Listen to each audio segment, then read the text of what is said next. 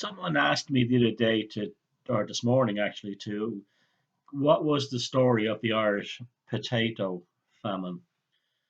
Well, first of all, the fact that you use the word potato famine shows that you don't know what you're talking about in any level. The the only people who use the word Irish potato famine are Americans. No one else used it because it wasn't a potato famine. Let me explain to you what exactly, although the potato blight was a major part of it, it wasn't what caused the famine or the mass starvation.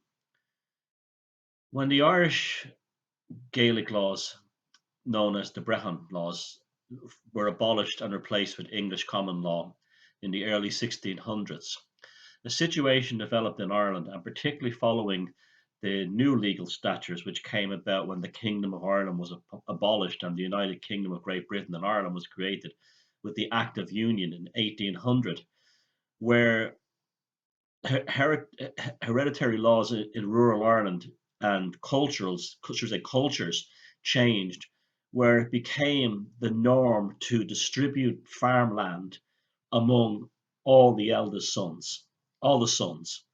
So all the sons got, say, if the father had 10 acres and he had five sons, they got 2 acres each. Now, this created a zero sum game where farms were only going to get smaller because if that guy got 2 acres off his father and he had three sons, well, that would be divided up again until plots got smaller and smaller in rural Ireland, particularly in the west and the southwest of Ireland. Now, the land in Ireland is not very good for growing anything except outside the Dublin and Leinster region, where there's very good farmland. The farmland in the west of Ireland is terrible. You can really only grow root vegetables, and in particular potatoes, which grew in Ireland at an astronomical rate. You could grow potatoes in enormous quantities, even if a guy only had a small plot of land for him and his family, say quarter of an acre, he could produce enormous quantities of potatoes. These potatoes were then sold at market, and at the market, they would use the money they got from the potatoes to buy meat, butter, sugar, eggs, all the shoes, clothes, all the necessities of life. So it was a potato based economy in these areas because of two things: the hereditary laws and also the limitations of poor farmland. At the same time, Ireland was producing these mass amounts of potatoes. It was also one of the biggest economies in the world. In fact, it was the eighth largest export economy in the world.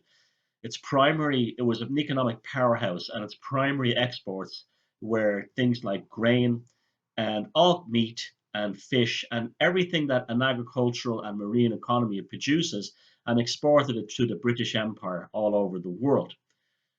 However, the basic currency of these poor areas where the majority of the population lived, because they tended to be Catholic, although they weren't exclusively Catholic, was essentially a potato. It was the workhorse of the economy. It wasn't just what people ate, although it was predominantly, it's an extremely nutritious uh, food source, but it was also what generated the economy in these poor areas. In 1846, there was no a very mild winter, and then this was followed by a very warm summer. And a fungus known as the potato blight had struck all through Europe, and it hit Ireland, it hit Belgium, it hit England, it hit France, it hit Germany, it hit all over Europe. But at the time, the British government who was running Ireland, as well as British and Irish landlords, remember, Irish landlords played a huge part in starving their own people, told the British government not to interfere in Irish economy by exporting grain and other foods as a famine relief measure, because they said if the wealthy Irish and British Irish farmers and the wealthy British landlords in Ireland, who had all the best farmland growing all the wheat and barley and corn and all the other grains, peas and the other good vegetables, they they would see their price collapse if Ireland was flooded with, grain from outside in order to feed the poor. And so the British government, after being lobbied by wealthy absentee English British landlords and Irish landlords in the UK Parliament did not send over relief like was done in other countries. Like in Belgium, they sent food to the where the potato blight was, in France, in Germany, and so on. It didn't happen in Ireland. Immediately, this began to starve people because there was simply no food available. Now, Ireland was producing, to them personally, Ireland was producing vast amounts of food. It was just all being exported at gunpoint by the British Army from Irish docks. This is why, you English people and you British people who wonder why the Irish don't like the English or have, well, not today, but why we have a historical grudge against you. This is why over 1.5 million people were starved to death in 2 years, and millions lost everything because your government refused to feed our people when they were starving because it got in the way of economics. Although the Irish anger is also misguided, and it should be pointed towards Irish landlords and the aristocratic class that were Irish. They were just as guilty.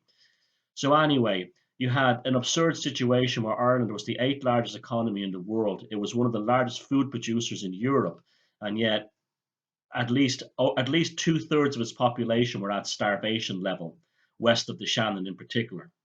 But it happened in other areas too, but mainly west of the Shannon. You had towns like Skibbereen, which were essentially sterilised of human life. Thriving market towns in County Cork that may have had 16, 20,000 people had their population reduced to 500 or 600. It's the kind of thing that went on. Cannibalism happened. The dead wandered the countryside, starving, moving to these things called workhouses, where the conditions were so dangerous because you would probably get typhoid or cholera that it was safer to take your chances in the countryside. Another thing that happened as a result of the collapse of the old Gaelic laws that people lost contact with folk traditions and they became dependent upon imports and new farming methods. So you had the absurd and horrific situation of the summer of 1847, where you had tens of hundreds of thousands of Irish people marching in starvation along the country roads, past hazelnuts, past blackberries, past shellfish, past numerous forms of natural wild foods, and having no idea that they were edible because they had lost that connection to the land. It's one of the reasons I've made understanding the notion of wild food and also vital in my life, and also why I have complete respect for survivalists and preppers because they're not nutcases. My country, my back garden, I can still dig up skulls and bones of people who died there in 1847. The ditches outside the front here are full of bones of people going to the South Sligo Union Workhouse.